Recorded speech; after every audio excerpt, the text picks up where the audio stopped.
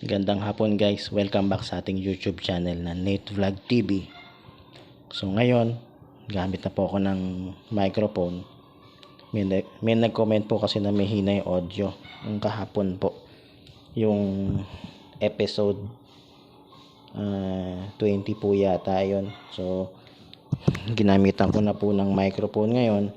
Check ko po ngayon kung malakas na po yung kanyang audio.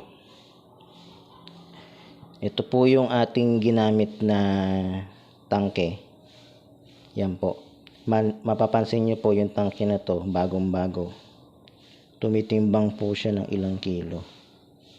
23 kilos po siya. Yan, 23 kilos, wala pong halong daya. Kung bibili po kayo ng tangke, pwede nyo patimbang kung 23 kilos ba o hindi. Shoutout kay Island Gas. Ito po yung tangking ginagamit ko. Meron tayong dalawang tangke. In case maubusan ako, meron akong reserba o backup. Importante po yan. Pag po kayo ay nasa bahay, mas maganda dalawa yung tangke nyo. Kung maubusan man kayo, meron pa kayong kahalili. Ang timbang po niyan ay 12.3 kilograms. Ito po siya. 12.3 kilograms. So, may mga bagong tangke ngayon na meron siyang safety features, meron siyang QR code. Pasensya na po guys sa manok, medyo maingay. Tapos meron siyang seal o proof of seal na hindi po siya nagagamit o natatampered. Sabi ko sa inyo, meron siyang QR code din. Tapos maganda yung tangke niya, malinis, walang gas-gas, walang kalawang. So yan po yung isang palatandaan ng magandang tangke. Legit po siya. Wala po siyang halong daya. Meron kasi ibang tangke na kahit sabihin nating bago, bawas po yung kanyang laman. Kasi meron pong ginagawa po doon pandaraya. Hindi natin po pwedeng i-mention yun. Pero wala po tayong binabanggit na ano dyan. Ang palatandaan po nun, kapag yung tangke wala ng laman, mabigat pa rin. Kasi yung kalahati ng laman ng tangke, gas, LPG. Yung kalahati, used oil. Yung used oil na nagpapabigat doon sa tangke.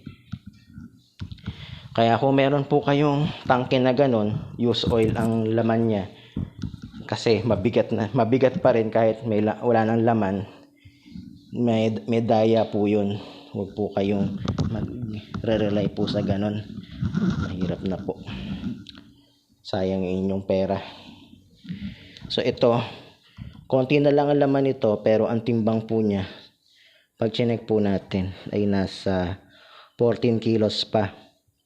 So 14 kilos, siguro ang laman po ng gas nito o LPG, mga nasa 1 kilo mahigit. Malapit na rin po itong maubos. Yan po. So nagtatanong, matagal na po itong tangke na to. Ang huling palit ko po niyan, hindi ako nagkakamali, month of January pa yata to o February bago ako nagpalit. So yan po yan, napakatipid. Kasi legit yung kanyang timbang. Ayan.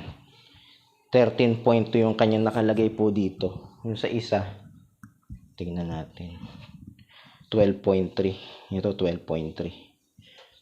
So medyo marami yata itong laman nito, kaya matagal siyang maubos. Ngayon, mayroon pa akong timbangan dito. Yan po. Tapos ito po yung tangke. Nag-DIY po ako kanina. Hindi ko na po na-i-vlog kasi yung video na na-capture ko kanina, nabura, natumba kasi yung camera, na-delete ko yata accidentally. Ito yung ginawa kong DIY.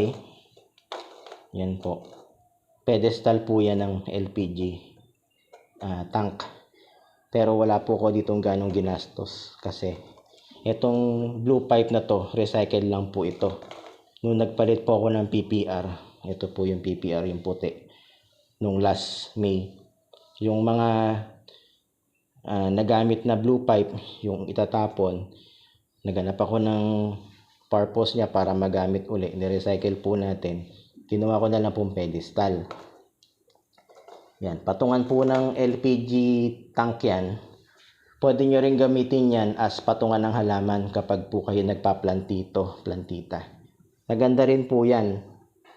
Hindi po yan kinakalawang, hindi rin po yan nabubulok, hindi tulad ng kahoy o ng bakal. Kailangan nyo pang welding. Sa tibay naman po nito, kahit tungtungan ko po yan, apakan ko po yan, hindi po siya basta-basta natutumba kasi matibay po yan. Yan po. Sensya na, hindi pa ako nakakapag-pedicure. Subukan po natin yung tangke. Ipatong po natin dito. Yan. So, kayang-kaya po siya ng tangke. Kayang-kaya po niya pala yung tangke. I'm sorry. Yan po. Sa materyales, gumamit lang po ako dito ng lumang blue pipe, yung 1/2 inch yung diameter, 4 na T connector. Yan. Tapos 4 na elbow. Tapos 8 ano ba to? 12 na ganito yung ang sukat po nito, ang haba nitong putol ay 2.5 inches. Lahat po nito.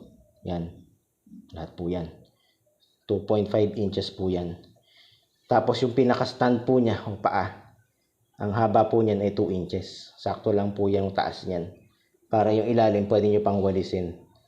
Para hindi siya pinamamahayan ng langgam o kung anumang insekto. Yan. Saka protection na rin po yan sa tangke para hindi po kinakalawang yung kanyang base. Saka protection din po yan sa earth grounding. Kung napasin nyo po minsan, pag kumukulog, kumikidlat, malapit yung tama ng kidlat sa lugar nyo, parang nagiging grounded po yung flooring ng bahay. So, iwasan po natin yun hanggat maaari. Gumamit po tayo ng patungan ng LPG. Ipatong po natin sa insulated pedestal tulad po nito. Gawa to sa plastic, so hindi siya mapipinsala kung sakaling maging grounded yung flooring natin. Mas ligtas po yun. Tapos ipatong po natin yan dito. Pero ito pala, meron pala to. Ito yung mga yan. Tawag po dyan ay blind rivet. Ginamit po ko yan para maging pang conduct sa kanya para hindi po siya makalas. Naka-bolted po siya ng blind rivet. Magkabilaan po yan sa ilalim. Naka-blind rivet din po siya. Yan po. Sa mga nagpa-plantito, plantita, shoutout po sa inyo. Pwede nyo po itong gawing patungan ng halaman. Kung kayo po ay ayaw nyo po ng kahoy, medyo pagkahoy kasi kailangan nyo tumawag ng karpintero para gumawa. Kahit kayo wala po kayong alam sa pagkakarpintero, marunong lang po kayong gumamit ng lagaring bakal, marunong kayong gumamit ng rivet o ng riveter. Yan po. Sa riveter, meron po tayo yan. Erwin po yung brand, maganda po yan. Sa halagang 600, quality na po yung kanyang performance. Tapos bumili po ako dati ng blind rivet. 1 kilo to sa halagang 300 yata o 400, hindi ko maalala. Nung pinagawa ko po yung itong bubungan namin, pinayos ko. Gumamit po ako ng blind rivet niyan. Mga 300 to 400 yan. 1 kilo, ang dami po niyan. Siguro mga nasa 500, 800 to 1,000 pieces po yan. Ang laki po nito nung ginagamit po natin dito ay 1/8 by 1/2.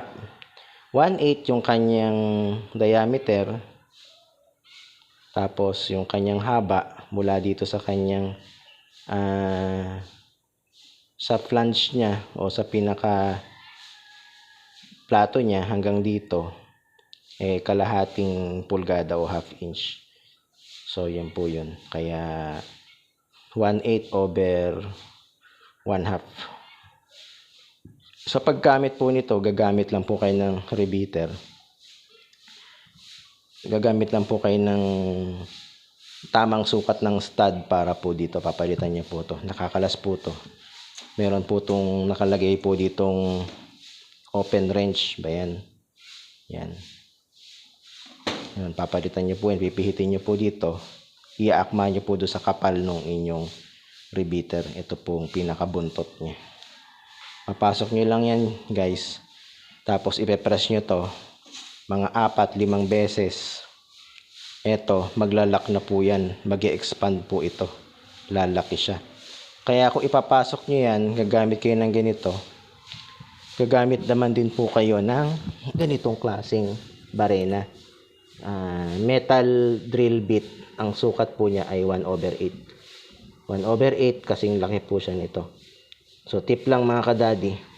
Focus natin yung camera. Huwag po kayong gagamit ng mas malaki yung barena, yung bala ng barena o bit. Tapos, mas maliit po ito. Itong gagamitin yung blender bit. Hindi po magiging successful yung pagbabind o pagdidikit ng dalawang object. Kasi, malaki butas nun. Makakalas din po yun mga guys, mga kadadi. Tandaan po natin. So, kung ang laki po ng inyong blind bit ay 1/8, 1/8 din po gagamitin yung barena. Yan po. Yan po yung tips po natin sa paggawa ng mga DIY na tulad na ganito. Importante, meron din po kayong drill tulad po nito, Lotus. Shoutout kay Lotus. Okay po yan, drill na yan. Mura lang po yan, matibay. Matipid sa kuryente. 650 watts po yung kanyang power consumption. Tapos gagamit po kayo syempre ng pliers. Misa kasi pag niribit nyo to doon sa butas, ang nangyayari, eto naiiwan yung buntot. So yan, naiiwan po yan. So gagawin nyo ng pliers, hahatakin nyo ng pliers yan para matanggal. Yan po yung kailangan yung materyales. Kailangan nyo po ng ruler o ng metro. Yan po. Kailangan po nyo yan. Para makapag-DIY po kayo. Mga simpleng-simple lang na meron kayo sa bahay. Tulad din ng martilyo. Yan po. Ito po yung pang welder's hammer. Yan. Wala kasi siyang claw hammer dito. Ang ginagamit niya kadalasan pang nag-welding tayo eh. Tapos mga drill bit set. Ito po yun. Dati itong lalagyan ng salamin eh. Nilagyan ko na lang po para hindi po siya naitapon o maitapon. Kasi sayang yung lalagyan. Magagamit pa. Yan po. Yan po yan. Tapos, subukan natin guys kung kakayanin siya ng timbang ng LPG. Yan, buhatin po natin. Nung kanina, sinubukan ko na po sa sarili ko. Kinaya naman po ako nung pedestal. Nabuhat naman ho ako. Hindi naman patumba. Eh, wala namang kaso yan.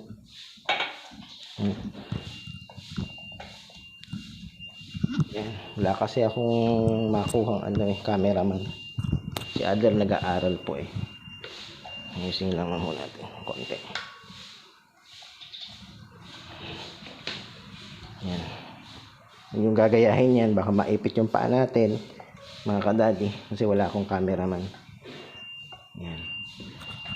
Yan po. So, yan po yan. Nakalagay na po. Matatag na po siya. Yan po. Yan po yan. So, sa halagang 120 pesos lang po yan. Yung patungan na yan, nakagawa na po tayo ng ganyang katibay na patungan. Saka ganyan po katipid. Safe na yung tangke natin. Tapos, nung last Monday, naging busy ako. Gumawa po tayo ng PVC fence tulad po nito. Ito po yung karamihan ng PVC na ginamit ko. Yung pinagpalitan ng PPR pipe. yung PPR pipe. Ito, wala akong mapagtapunan o wala akong mapagdispatchahan. Ayaw naman bilhin sa mga yung mga junk shop. Ayaw nila ng ganyan kasi daw hindi daw natutunaw o hindi nabebenta. Mura lang daw ho yan. So, nag-isip ako ng paraan para ma-recycle siya.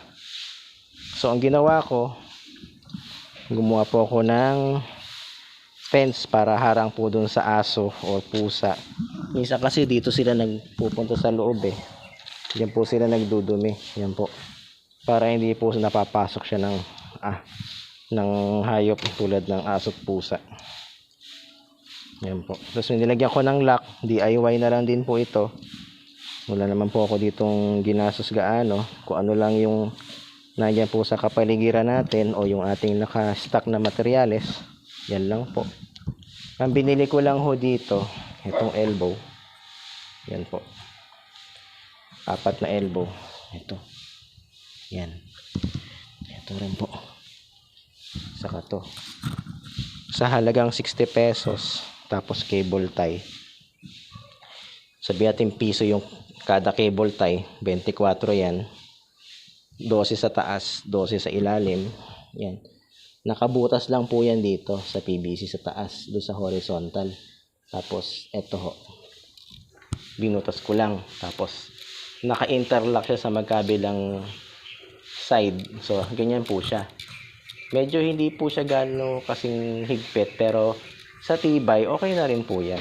Kasi, importante, huwag lang siya mapapasok ng hayop yung terrace. Yan po yan. So, ang ginamit ko ditong hinges, ito, yung T na ang sukat niya ay 3/4. Kasi wala akong ibang materyales, kung ano lang hinahin dyan. Sulitin na lang po natin para magamit. So, nagtatanong kayo, paano to gumagana? Naglagay po ko dito ng stopper. Yan, angle bracket. May butas yan. Yan, pwede po siyang nakaswing. Yan, gumagana po siya. Sa halagang 90 pesos, nagawa ko na po ito. Galing sa recycle na blue PVC. Yan po. So, wala akong binili ganong ditong materyales na mahal. Pangkalahatan ay siya. Recycle po siya. Yan po. So, sa mga nagdi-DIY po dyan, dali lang po yan. Basta meron lang po kayong lagaring bakal, meron kayong PVC cement, meron kayong cable tie, meron kayong barena o drill machine, tapos drill bit, importante. Yung drill bit po na ginamit ko po dito, hindi ako nagkakamali po, 1/4. Yan po. 1/4 po yung ginamit ko po dito. May medyo malaki doon, pwede naman din po. 5/8 pwede rin po yun. So, yun po yung naging result. So, yung naging fruitful po yung last Monday ko po. Yan. Hapon na rin po ako niyan nakatapos eh. Siguro mga 3 or 4 o'clock. Yung barena na ginamit ko po dyan, yung ganito po kalaki. Kita naman po natin. Yan po. Yan po yung, kung ako nagkakamali, ito ay 1/4. 1/4. Yan po yung sukat niya. Tapos, ito po yung cable tie. Kung bibili po kayo ng cable tie, huwag po kayong bibili sa hardware. Kasi mas mahal ang benta nila. Pag per piraso. Bilhin nyo po yung isang bundle tulad po nito. So, 100 pieces, makakabili na po kayo ng sa halagang magkano ba to? Mga nasa 130 yung ganito. 130 to 140 isang ganito. So, parang pumapatak na piso at saka 40 cents ang isa. O piso and 30 centavos ang isang piraso sa 100 pieces. Ang haba nito ay 7 inches. So, magandang brand po to, matibay. Ito po yung ginamit po natin na materyales. Itong mga recycled PVC. Yan po. Baka next week maggawa ako ng lalagyan ng patungan ng halaman para sa mga plantito. Naisip ko lang para siguro mai-share ko sa inyo mga kadadi. Comment na lang po kayo sa baba. Yan. Tapos yan po yung ating finished project. Kung nagtatanong kayo, etong paa nito, pwedeng kalasin, pwede niyong hugutin. Nahuhugot po ito. Yan. Yung dedos na taas ng paa niya. So, hindi naman siya natutumba. Yan, matatag naman po. Ayan. Matatag naman po yan. Kung matumba man yan, sinadya na po yan. Saka hindi yan matutumba kung nakakabit yung hose, yung regulator. Doon sa mga regulator, bibilin po kayo ng may gauge na po para alam na po natin kung gaano na po karami yung laman niya. So pag meron na po siyang kalawang dito sa gilid, saka medyo mahirap na po siyang i-thread, eto, tip lang, palitan niya na po ng regulator to kasi hindi na po siya ganoon ka-consistent. Saka yung goma dito, kapag po yan pudpud na, huwag nyo nang balaking gamitin pa yung LPG regulator nyo kasi mahirap na. Dapat safe tayo. Yan po. Yung mga konting tip. Tapos pag isasalpak nyo po ito dito, dapat mahigpit po siya. So kung ano po kayo, nagdududa kayo na naglilik yung inyong tangke, kumuha kayo ng sponge saka ng dishwashing soap. Yan natin. Hawakan ko yung camera. Yan. Higpitan lang po natin.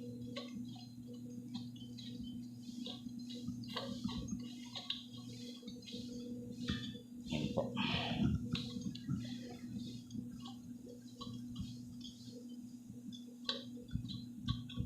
Ayaw pumasok.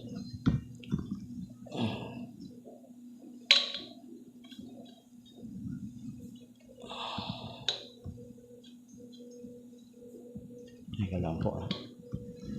Ayusin po natin yung camera. Nagpapakita na po siya ng kalumaan. So baka next week palitan ko na po ito ng bago. Pag mga ganito. Kasi mga 5 years ko na po yata to. 4 years ko na po mahigit to. Noong nagkakamera ito, 2017 ko pa to binili. Itong regulator. So dapat palitan ko na rin po ito. Yan. Yan, okay na.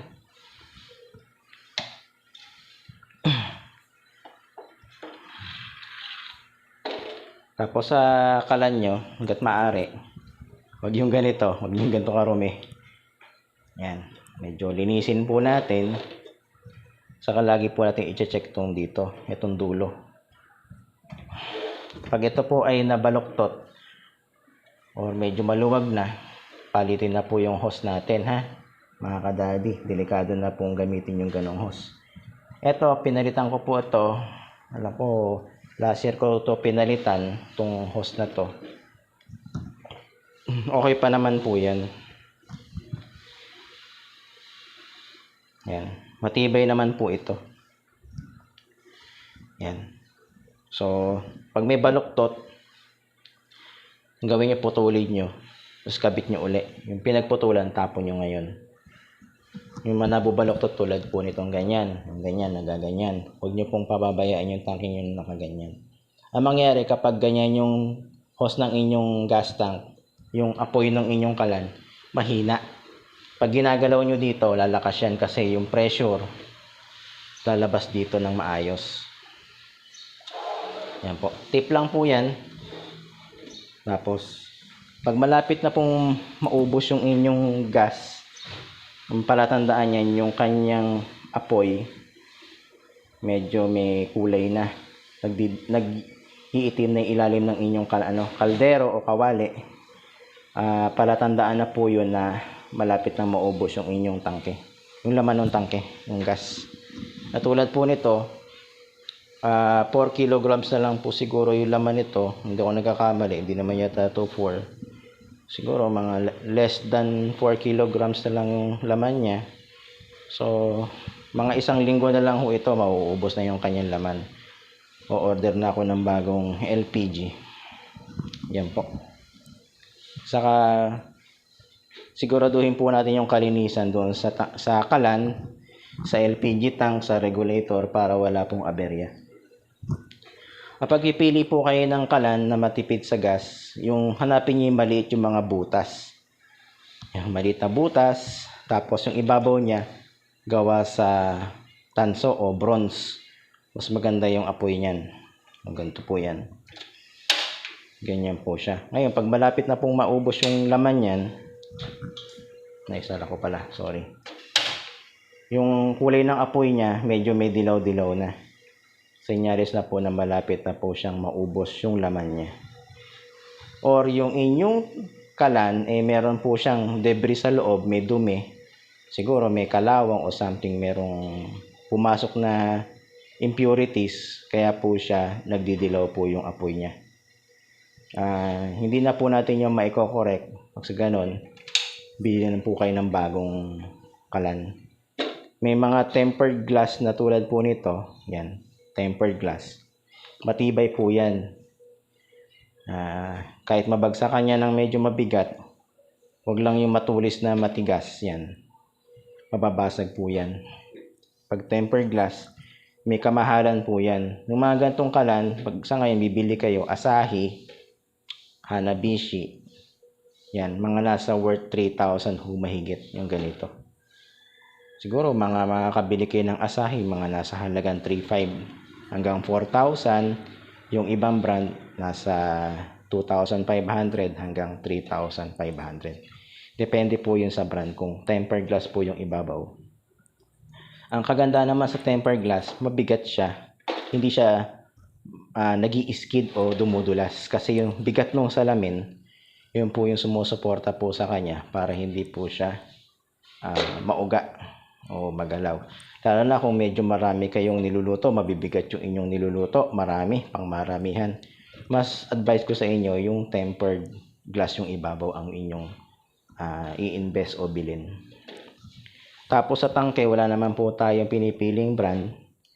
Basta siguraduhin lang po natin yung tangke natin ay insulated po yung ilalim.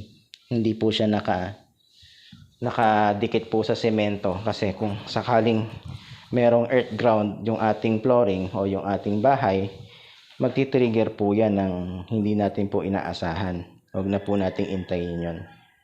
Yan po. Pag naging grounded yung bahay nyo, ang pakiramdam nun pag naapa kayo sa flooring, parang nakikiliti yung paa nyo, para kayong tinutusok ng karayom, nagiging grounded na po yung bahay. Ang cause po nun, minsan yung service line po natin, meron na po doon nababalatan na wire sa loob ng circuit breaker o panel box. May natanggal yung pagkaka-insulation. Yun, pwedeng maging cause yun ng earth ground ng ating bahay. Hindi po natin maiwasan yun kasi may mga certain factor na nakakaluma ng wire o nakakalutong, tulad ng yung tinatawag natin minsan nagkaroon ng short circuit sa loob ng bahay, hindi natin napalitan yung wire natin na nasunog, ginamit pa rin natin. Syempre kapag nasunog yung wire, nababalatan yung kanyang copper, yung kanyang pinaka insulator. Yun yung dumidikit sa ating panel box minsan, tapos yung kuryente nakadirekta na yun sa ating semento o pader o sa ating concrete na parte ng bahay. So isang tip lang yun para safe tayo. Tangke yan, LPG yan, so dapat aware tayo kung ano yung dapat tandaan para safe tayo sa ating bahay. Yan, so guys, yun lang po. So marami po tayong i-discuss hindi ko na po naipakita sa inyo. Pero kung mag-DIY kayo, napakadali lang. Yan po. Ito yung kaninang ginamit ko na tubo, ganyan po kahaba. Para po doon ma-assemble yun. So mga nagpa-plantito, plantita, comment na lang po kayo dyan kung maganda ba siyang patungan ng halaman or hindi. Try natin tanggalin. Comment na lang po kayo kung ito ba ay magustuhan nyo kapag pinatungan nyo ng halaman or ginamit nyo as patungan ng LPG. Ayan po. Yan lang naman po mga kadali. Kung meron po kayong gustong i-suggest o i-comment, comment na lang po kayo dun sa comment box. At shoutout na lang po tayo dun sa ating mga minamahal na ka-office mate, mga boss. Shoutout kay Sir Rex, kay Miss Joan, kay Sir Ken, kay Miss L, kay Miss Ana, kay Miss Nani, kay Ivan. Shoutout kay Jerome, kay Mac, kay Sepi, kay Kenji. Shoutout kay kanino ba? Kay Jason Joseph. Shoutout kay Jason A, kay sa mga ka-office mate ko. Pasensyahan nyo na, hindi ko gano'n nailista yung mga pangalan nyo, pero kilala nyo na yun kung sino kayo. Salamat sa pagsuporta ng ating video sa episode 21 episode 21. Sana marami kayong natutunan mga tips sa ngayon paano mag-recycle ng gamit. Tapos meron pa akong ginawang DIY.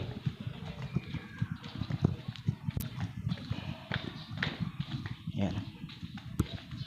So hanggat masisinop natin yung gamit, yan, yung mga halaman, yan binabala kong ipasok sa loob.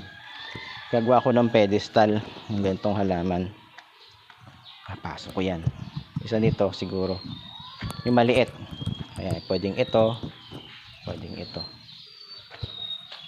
Yan. Itong welcome plant, maganda yan. Meron siyang nakakapagtaboy yata to ng viruses sa bahay, kaya tinawag siyang welcome plant. Trivia ko lang yun, guys. So para siyang sanitizer sa labas ng bahay. Kung merong dumi, dirt, para siya yung nagiging vacuum o tagahigop nung dumi. Siya yung taga-cleanse nung dumi. Nabasa ko lang yun sa Wikipedia. Kaya pala tinawag siyang welcome plant. Kaya kung meron kayong nagpa-plantito kay plantita, magtanim kayo ng ganitong welcome plant. Maganda siya. Kung may pumapasok sa inyo may mga sakit, nagtataboy siya ng ganong hindi ko alam kung bakit i-research ko pa, guys, kung ano yung dahilan kung bakit ganun siya ka-effective sa bahay, lalo na kung sa ngayong panahon ng pandemic ng COVID. Mas maganda meron kayong ganito, etong welcome plant. Napaka effective niyan, napaka daming benefits sa kalusugan. Dami kayo natutunan ngayon, ayun tayo sa mga DIY, yung mga kailangan.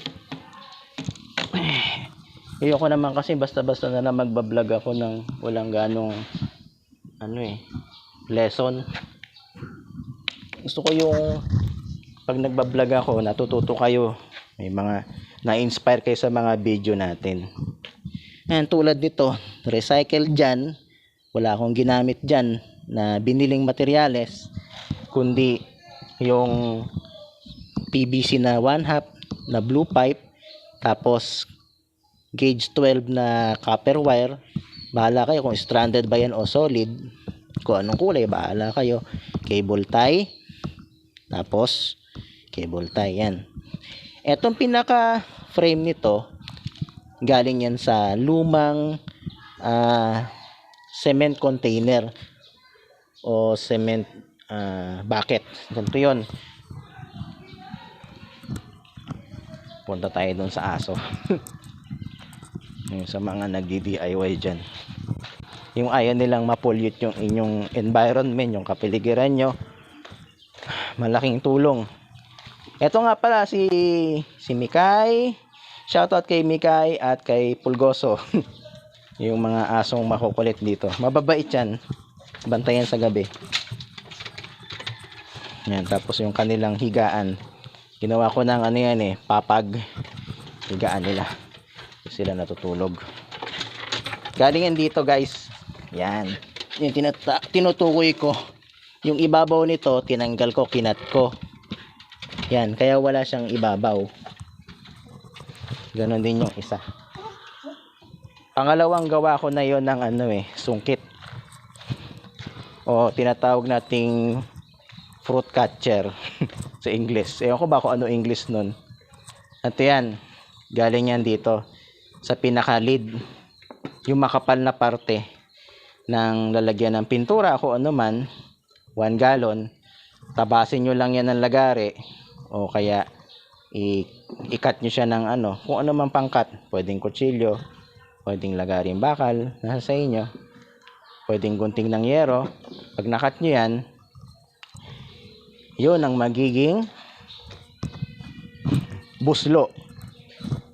In English, nest. Yan po yung magiging buslo nyo ngayon.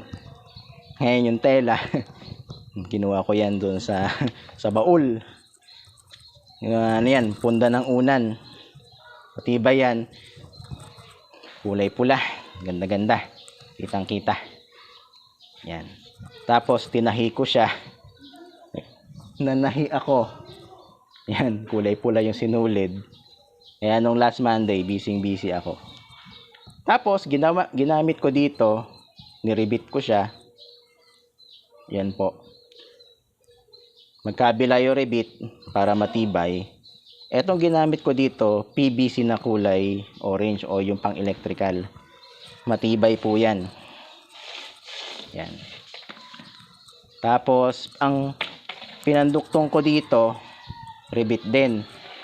Pero yung nasa loob nito, isang medya, isang 3/4. Pagdidikitin nyo lang yan. Kung nagtataka kayo, nakaribit yan dito. Nakaribit dito yan. Ang palaman yan sa loob guys ay 1/2 na orange pipe o kaya blue pipe. Hindi ko maalala kung blue or orange pipe na medya ang ipinasok ko dito para magduktong siya. Comment na lang kayo sa baba. Ayan, so meron na akong panungkit. Yung nga lang, nung nagawa ko to, wala nang bunga yung mangga. Saka yung bayabas. So, yun lang. Ito kasi yung lugar namin, maraming puno. May puno ng mangga, may atis, may bayabas, may guyabano. Parang probinsya.